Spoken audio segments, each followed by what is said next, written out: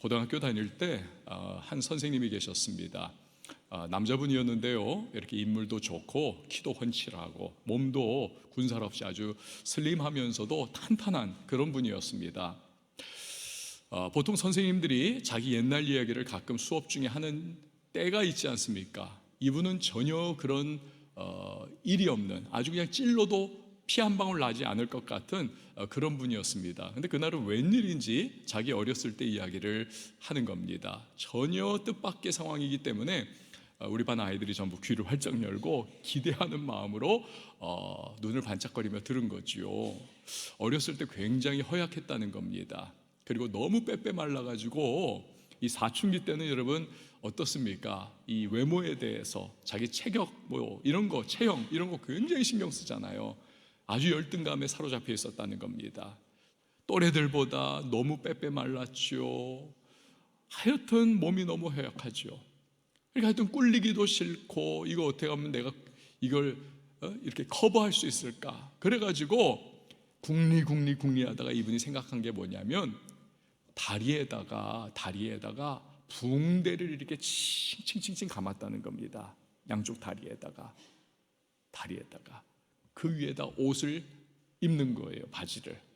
그러면 그래도 이전보다는 조금 더 다리가 두꺼워 보이는, 너무 말라 있으니까 그렇게 했다는 거예요. 심지어는요, 그 한여름에 반바지 입어도 막 땀이 줄줄 흐르는 그 계절에, 그때에도 막 그냥 붕대를 다리에 칭칭 감고 긴 바지를 늘 입으면서 그렇게 1년 365일을 학교를 다녔다는 것입니다.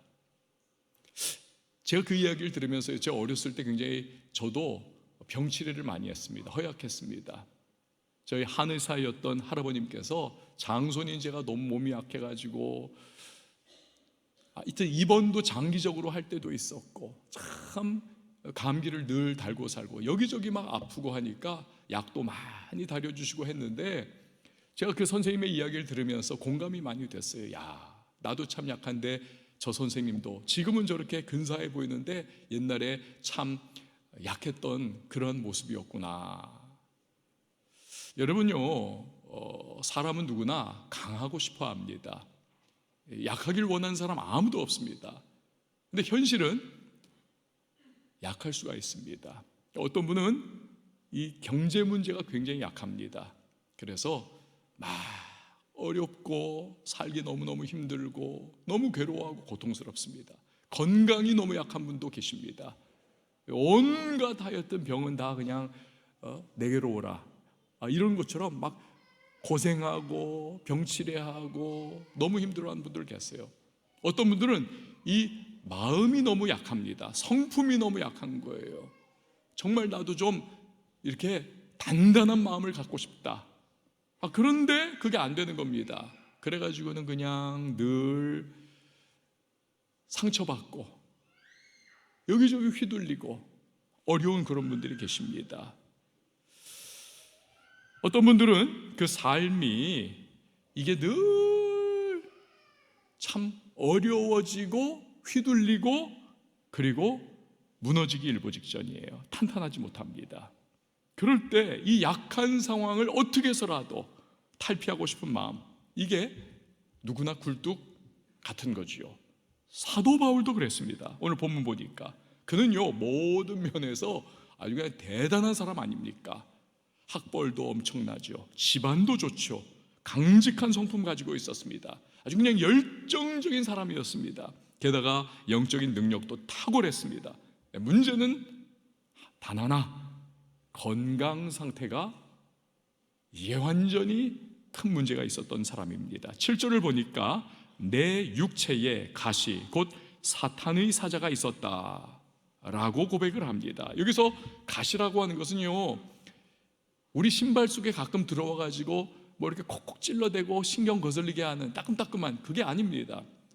이 가시라고 하는 원어를 우리가 사실 해석을 제대로 하면 송곳이라고 하는 것이 더 나을 수도 있어요. 송곳, 막 그냥 송곳으로 여러분 콱콱 찔러대고 쑤셔대면 얼마나 끔찍한 통증 아닙니까?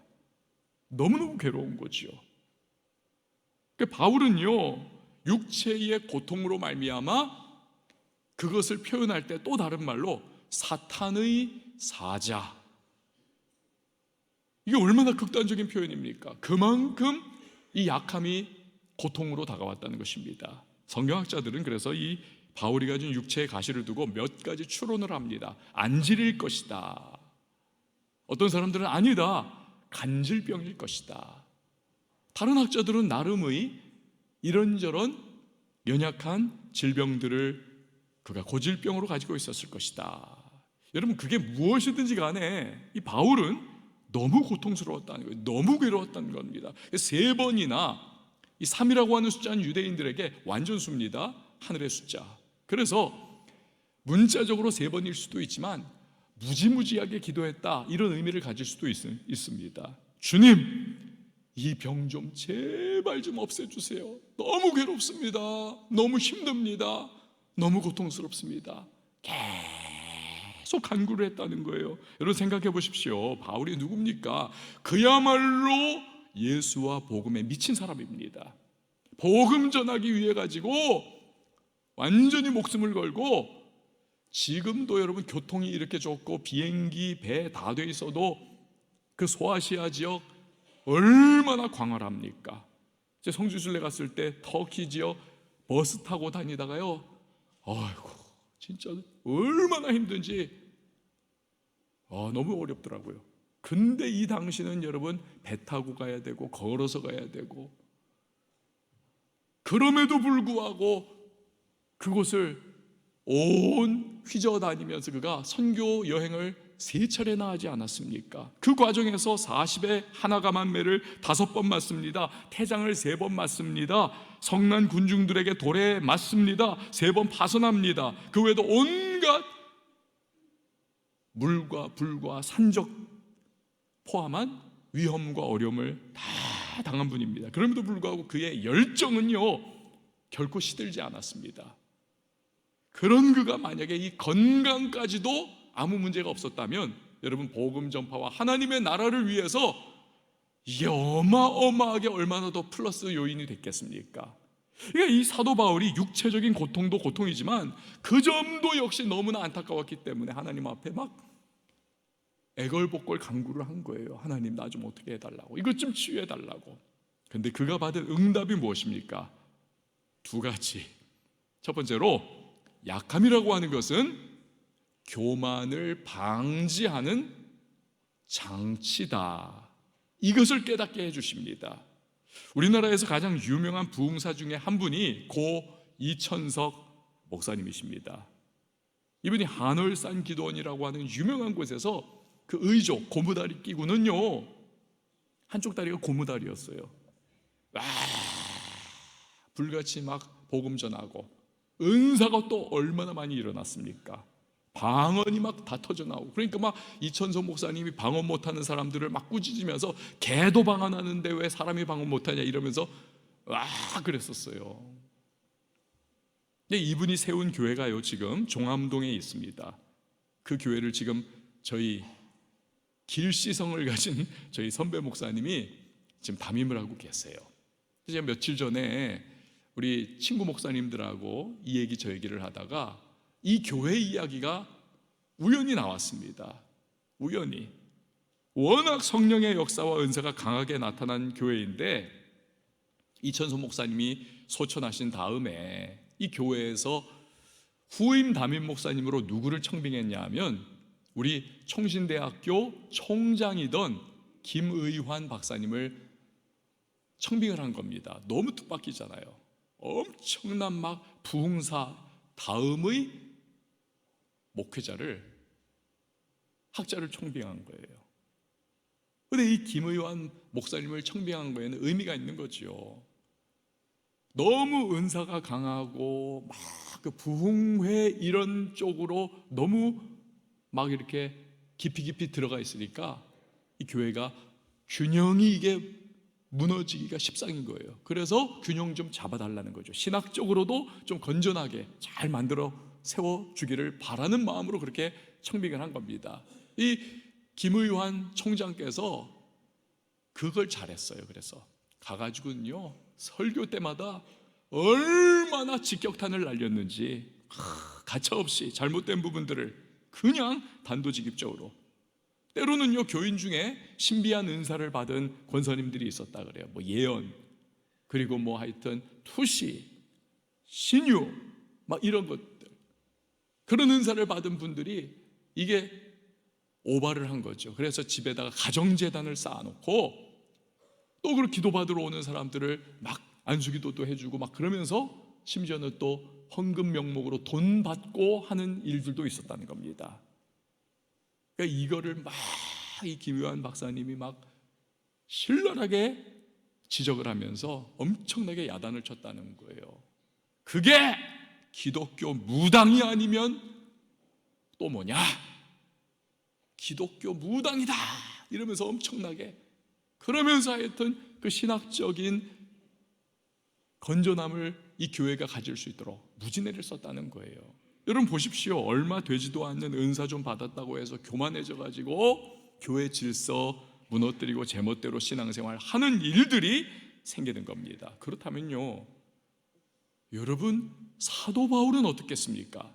우리가 지금 7절에서 10절까지 읽었는데 사실은 1절부터가 사실은 같은 맥락을 가지고 있는 거예요. 근데 그 앞부분인 1절에서 6절까지 우리 안 읽었습니다만 그 앞부분에서 뭘 다루고 있습니까? 사도 바울이 자기가 체험한 신비 체험을 소개를 하고 있습니다.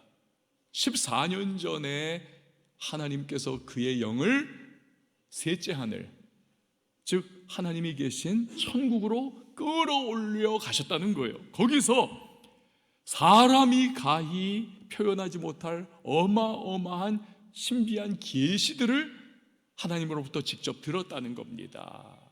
그뿐입니까? 그가요 엄청난 은사를, 능력을 소유한 사람 아닙니까? 제가 언뜻 그가 무슨 은사를 가졌지? 설교 준비하면서 잠깐 생각했는데도 그렇지, 신유의 은사, 능력 행함의 은사, 믿음의 은사, 전도의 은사, 방언의 은사, 예언의 은사, 줄줄줄 나오는 거예요. 그러니까 만약에 이런 대단한 바울이 여러분 교만해졌다, 어떻게 됐을까요? 교만의 아비는 마귀이기 때문에 마귀적이 되는 거죠. 그러면서 곧장 어떤 사이비 종교 같은 거 만들었겠죠. 신비주의적인 종교, 교주가 됐겠죠. 그러면 하나님으로부터 버림받고 그 이전에 얼마나 영광스럽게 쓰임받습니까마는 하나님께 버림받는 아주 그냥 비참한 급전직하가 되는 거죠. 너무 안타까운 일이 생기는 거 아닙니까? 그러니까 하나님께서 이 바울을요 너무나 아끼고 사랑하셨습니다. 그래서 사랑하는 자식에게 오히려 한 번 더 매를 대는 것처럼 이 하나님께서 바울이 교만해지지 않도록 장치를 해두시는 거예요. 어떻게 해요? 7절 말씀 우리 같이 한번 읽어봅니다. 시작.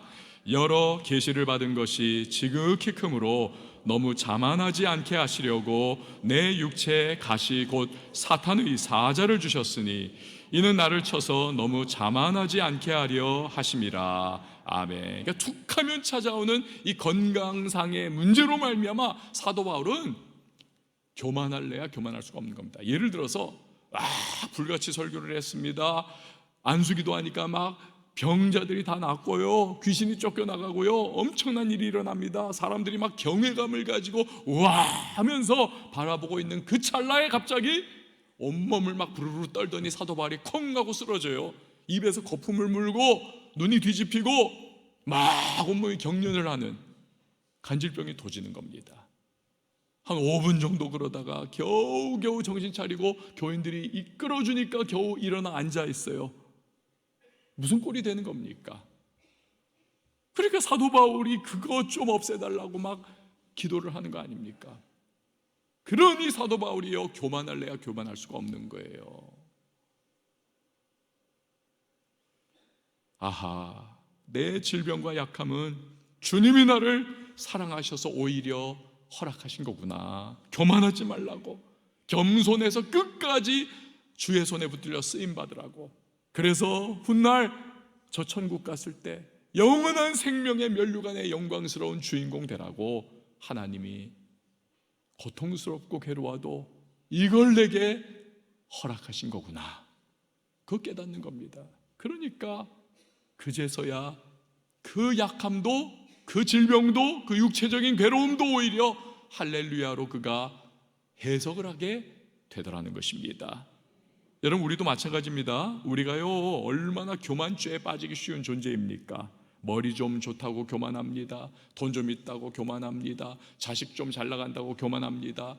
사업 좀 잘 나간다고 교만합니다. 심지어는 옷 좀 잘 입는다고 교만합니다. 백 좋은 거 들었다고 교만합니다. 인물 좋다고 교만합니다. 차 좀 좋은 거 탄다고 교만해요. 하여간 우리는요, 건수만 있으면 교만해지는 존재입니다. 세계선교의 아버지라고 일컬어지는 이 윌리엄 캐리가 인도의 지금 총독으로 부임을 한 그 영국 고관으로부터 만찬 초대를 받았습니다. 근데 거기에 있었던 한 아주 그냥 못돼 먹은 그러한 장교 한 사람이 이 윌리엄 캐리를요, 망신을 주기로 작정을 했습니다. 그래가지고는 큰 소리로 떠드는 거예요. 윌리엄 캐리 씨, 당신 과거에 구두 만드는 재화공 아니었습니까? 남들 다 들으라고 일부러요.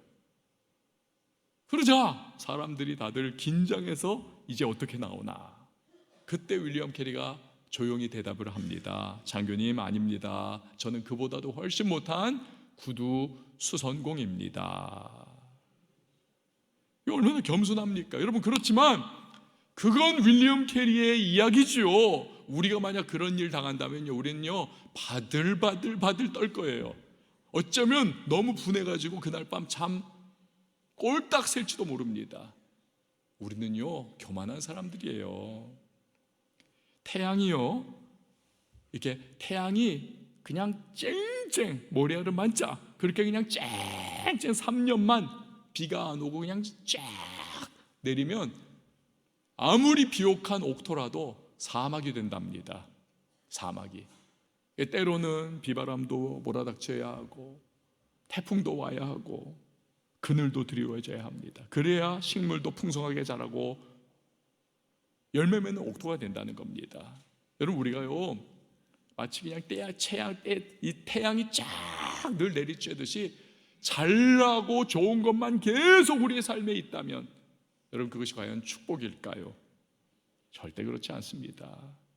제발 그래 봤으면 좋겠다 그 마음 들기는 하지만 그렇게 되면요, 여러분, 우리는 교만해집니다.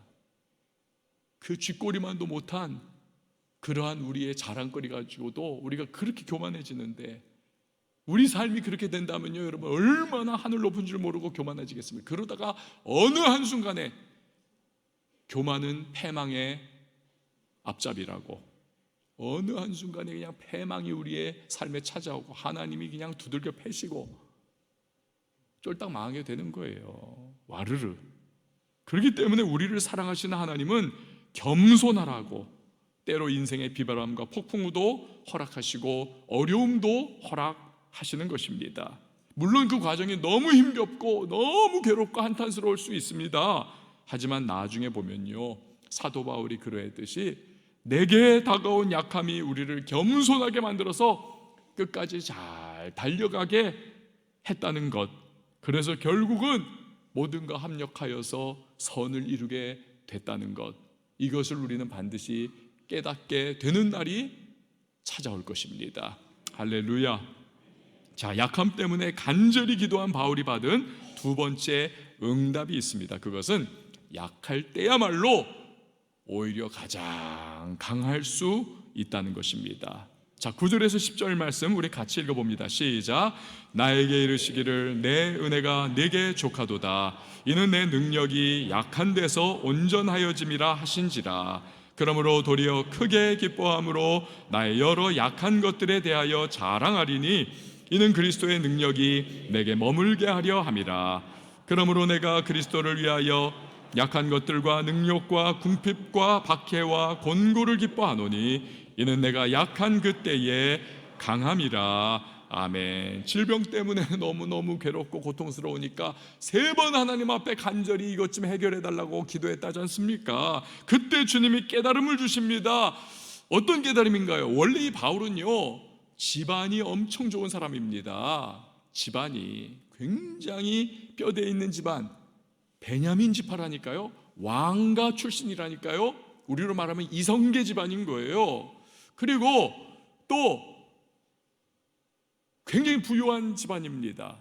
얼마나 부유하냐면 사람들은요, 막 죽을 둥살둥 돈 벌어가지고 그제서야 그 귀한 로마 시민권을 겨우겨우 사는 거예요. 근데 이 사도 바울은 태어나면서부터 로마 시민권을 획득한 사람입니다. 그만큼 부유했던, 풍요로웠던 사람. 게다가 머리 너무 똑똑하지요. 명석합니다. 그래서 당대 최고의 석학인 가말리엘의 제자로서 율법을 공부했습니다.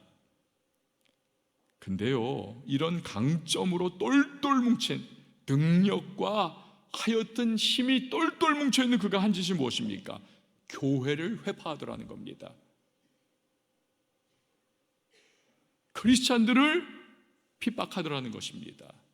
다메섹까지 쫓아가서 예수 믿는 사람들 잡아다가 유다 땅에 끌고 와서 감옥에 쳐넣더라는 겁니다. 심지어는 스데반 집사님 돌로 때려 죽이는 일에 앞장서더라는 겁니다. 한마디로 예수님 원수 노릇하고 복음에 대적질하는 일에 앞장서는 사람이 되더라는 거예요. 자기의 강점, 자기의 능력, 자기의 힘을 가지고. 근데 그러던 그가 하나님 은혜로 다메섹 도상에서 거꾸로져 예수님 믿게 됐습니다. 근데요, 그때도 만약에 그가 나 이제 주님 위해서 살 거야 하면서 자기의 힘과 자기의 능력으로 그냥 막 밀어붙였다 생각해 보십시오. 어떻게 됐을까요? 워낙 이 사람이 탁월한 사람이니까 조건 좋고 똑똑하고 어느 정도는 뭔가가 됐을 거예요. 그렇지만 인간은 한계에 늘 직면하지 않습니까? 곧이어 한계에 직면했을 거예요.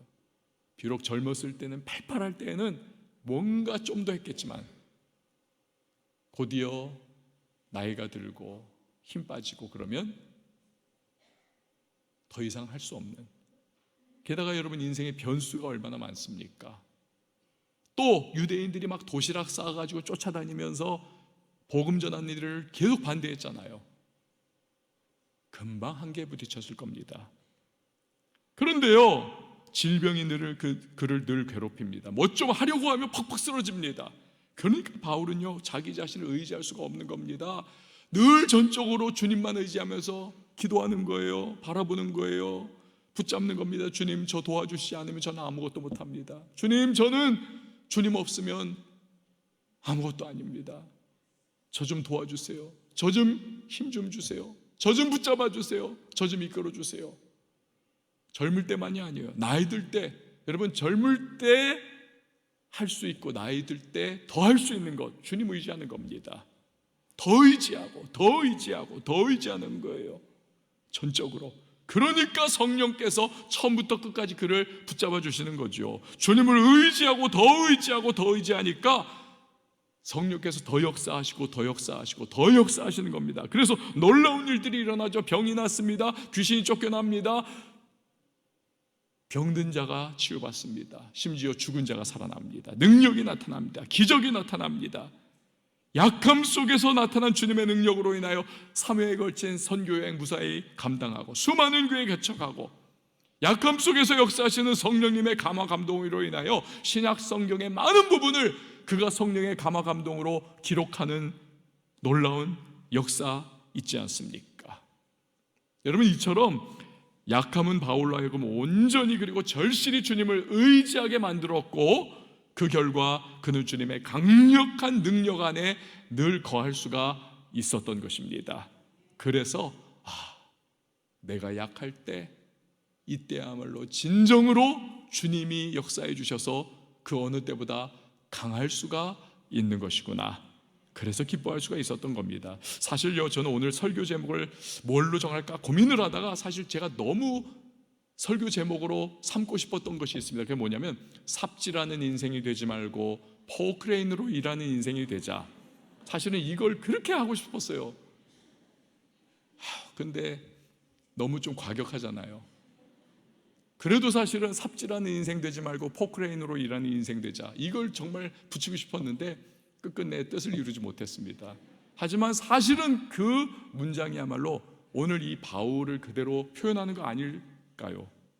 아무리 자기 힘과 자기 능력으로 그가 최선 다했어도요, 그건요 삽질하는 것밖에 안 돼요. 아무리 밤새 몇 날 며칠 해도 한 무더기밖에 쌓을 수 없습니다. 그러나 나는 안 됩니다, 나는 약합니다, 나는 불가능입니다, 그래가지고는 주님을 의지하고, 그랬더니 주님이 역사하시면서 그 거대한 포크레인 같은 걸로 탁 해주시는 거예요. 한 번 딱 하니까 그가 몇 날 며칠을 한 거 그보다 더 하는 거예요. 아예 그냥 산으로 옮겨버리는 놀라운 역사를 주님이 베풀어 주시는 거 아닙니까? A.W. 토저 목사님이 이런 말을 합니다. 그리스도가 전부다. 진부한 이야기 같지만 사실이다. 우리 신앙이 물러터진 이유는 그리스도 다음에 자꾸 무언가를 갖다 붙이기 때문이다. 여러분, 맞습니다. 예수 믿으면서도 우리는요 자꾸 뭔가를 갖다 붙여요. 내 경험, 내 지혜, 내 생각, 내 방법. 예수면 충분합니다 하면서도 사실 하는 짓 보면 우리는요 예수로 충분하지 않아요. 자꾸 거기다 뭘 갖다 붙입니다. 그러니까 예수님의 능력이 우리의 삶에 나타나질 않는 거죠. 구세군 살베이션 아미의 창시자인 윌리엄 부스에게 누군가 물었습니다. 어떻게 그렇게 위대한 일들을 감당할 수 있었습니까? 그 비결이 무엇입니까? 그러자 잠깐 묵상하더니 그가 대답하기를, 저보다 훨씬 뛰어난 머리와 기회를 가진 분들이 많았습니다. 하지만 저는요 제 모든 것을 주님께 바치기로 결심했었습니다. 여러분, 이 말은 바울의 고백과 같은 맥락 아닙니까?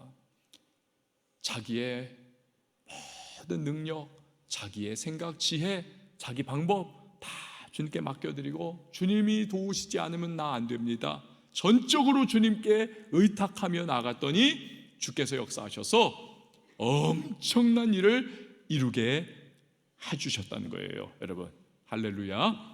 제가 전에도 한번 말씀드린 적이 있는데 이런 말이 있지 않습니까? 죽게 돼야 죽게 온다. 죽게 돼야 죽게 온다. 어쩌면 우리가요 하도 별것도 아닌 내 능력과 힘을 자꾸 의지해서 살아가려고 하니까 주님께서 이거 안 되겠다, 그래서 약함을 허락하시는 건지도 몰라요. 자꾸 죽을 지경에 우리가 내려가서야 그제서야 두 손 두 발 다 들고 천부여 의지 없어서 손 들고 옵니다. 죽게 돼야 죽게 오는 거지요. 그때부터 주님 의지하고 살아가는 법을 배우는 겁니다. 근데요 신기하게도 그때부터 주님이 막 책임져 주십니다. 아니, 오히려 더 나은 길을 가게 하시고 더 나은 인생을 살아가게 하십니다. 그래서 나중에 과거를 돌이켜보면서, 야, 그때 정말 내가 가장 약하고 내가 가장 불가능했던 그때 주님 의지했더니 주님께서 그 어느 때보다도 더 영광스럽게 나를 붙잡아 주셨고 사용해 주셨고 주님이 역사해 주셨어. 합력하여 선을 이루시는 주님을 찬양할 수 있도록 주께서 행해 주시는 것입니다. 여러분, 이렇게 바울이 자신에게 약함을 허락하신 이유를 깨닫고 나아가 약함을 기뻐하게 되기까지 합니다. 그런데요 여기서 우리가 한 가지 놓쳐서는 안 되는 것이 있습니다. 그것은 만약에 바울이 기도하지 않았더라면 그 약함의 때에 어떻게 되었을까? 기도하지 않았더라면 예수와 복음 위에 거침없이 달려가는 인생 되고 싶은데 육체적인 질병이라고 하는 약함 때문에 늘 주저앉게 되는 거예요. 이게 대체 뭐지? 그렇게 생각되는 상황 속에서 그가 기도하지 않았다면 아마도 엘리야처럼 깊은 우울에 빠져들었을지 몰라요. 여러분, 아주 그냥 열혈 남아갖고 성격이 강한 사람일수록요 강하지만 한 번 무너지면 더 무너짐이 심합니다. 우울증에 그냥 확 사로잡히고 이건 끝이 없어요. 끝이. 그렇게 될 수 있는 거죠. 낙심과 좌절로 방황하게 됐을 수도 있습니다. 어쩌면 내가 이렇게까지 주님 위해서 몸부림치는데 주님 나를 어떻게 이따위로 놔두시나, 너무 분노하고 시험에 깊이 빠져들 수도 있을지 모릅니다. 하지만 바울은요 잘한 게 있어요. 그것은 기도했다는 겁니다. 기도했다. 그때 주님이 주시는 약함에 대한 바른 해석과 주님이 주시는 깨달음을 얻게 되더라는 것입니다. 그래서 오히려 약함을 기뻐하는 단계까지 나아갈 수가 있게 된 것이죠. 적지 않은 크리스천들이 찬송가 가사 만사형통하리라, 이것과는 다른 삶에 다가오는 이런저러한 약함, 인생의 문제, 이것으로 혼란에 빠져들어갑니다. 신앙의 방황을 하는 분들이 많이 계세요.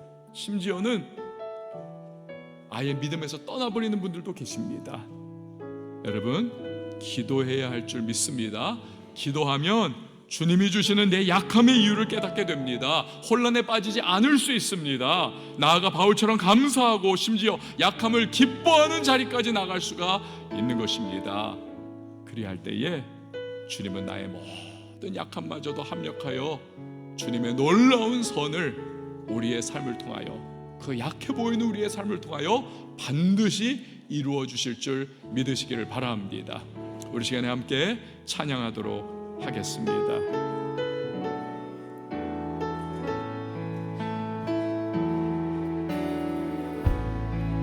의지했던 모든 것 변해가고 억울한 마음은 거절하네. 부끄러움 없이 살고 싶은 마음 주님 아시네.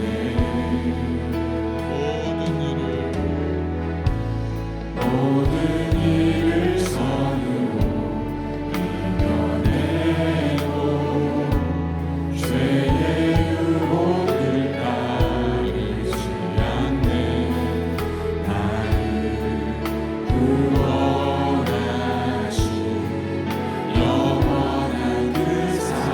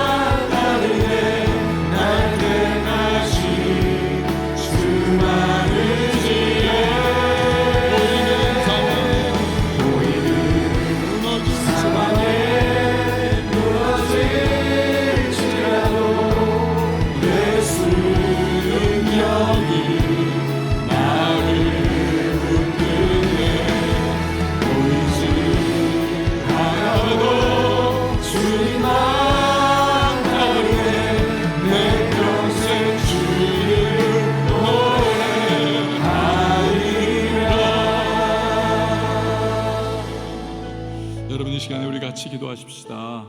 오늘 사도 바울 약함을 기뻐하는 단계까지 나아가고 있습니다. 두 가지를 깨달았기에 교만하지 않게 하는 이 약함은 장치구나. 교만하면 끝장인데 쓰임받다 버림받는데 이 약함이 괴롭고 눈물나고 어려워도 나로 하여금 끝까지 겸손함에 머물게 하는, 그래서 쓰임받게 하시고 면류관의 주인공 되게 하는 그 하나님의 은혜구나. 또 하나는 약할 때 오히려 가장 강할 수 있다는 거죠. 내가 내세울 게 없으니 예수님 붙잡는 겁니다.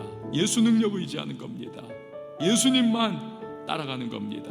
그럴 때 예수께서 역사해 주시고 내가 할 수 없는 일, 삽질하는 인생 아니라 포크레인으로 일하는 인생 될 수 있도록 역사해 주시는 겁니다.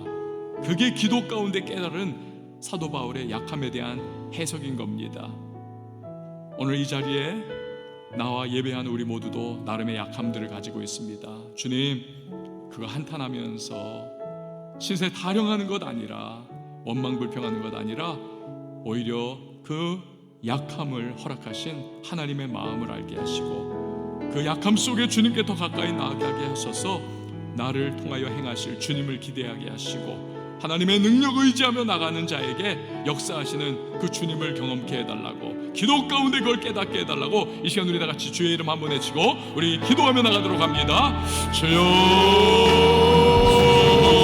하나님 아버지 감사를 드립니다. 오늘도 불러모아주셨습니다. 약함 속에서 좌절하고 낙심하고 난감하며 주저앉아 포기하는 것 아니라 스스로 원망하고 불평하고 분노하는 것 아니라 그 약함 속에서 오히려 겸손히 나는 사실을 배우시고 주님만을 붙잡고 주님만 의지하여서 하나님의 삶 속에 그 어느 시간보다 역사해 주실 수 있는 아버지를 경험하여 주시옵소서. 그렇게 합력하여 선을 이기시는 주님 고백하옵나이다. 세상 속에 행하신 주님을 선포하며 하나님 앞에 주님 영광 올려드리고 기뻐하고 감사하시는 하나님의 사랑을 나눌 수 있는 주님 모시고 인도하여 주시옵소서. 하나님 기도 가운데 깨달았습니다. 우리 기도에 줄을 놓지 않게 하시고 우리에게 말씀하신 그 하나님의 음성을 기도 속에 들을 수 있는 하나님의 영광 주시옵소서. 하나님 아버지, 약함 속에서 오히려 감사하고 나아가 기뻐할 수 있었던 사도 바울과 같이 우리의 모든 연약함과 부족함 속에 주님께 더욱더 초점 맞추게 하시고 그리하여 그 약함을 뛰어넘어 역사하시는 하나님의 놀라우신 은혜를 체험하는 우리 모두가 되게 하여 주옵소서. 끝까지 겸손하게 하시고 기도로 우리의 모든 삶에 행하시는 주님의 뜻을 분별해 알아 좌로나 우로나 치우치지 아니하고 믿음의 정로 걸어가며 결국 승리하고 면류관의 주인공 되며 하나님이 어떤 분이신가를 증거할 수 있는 간증의 주인공들이 다 되게 하여 주시옵소서. 감사를 드리고 예수님의 이름으로 기도합니다. 아멘.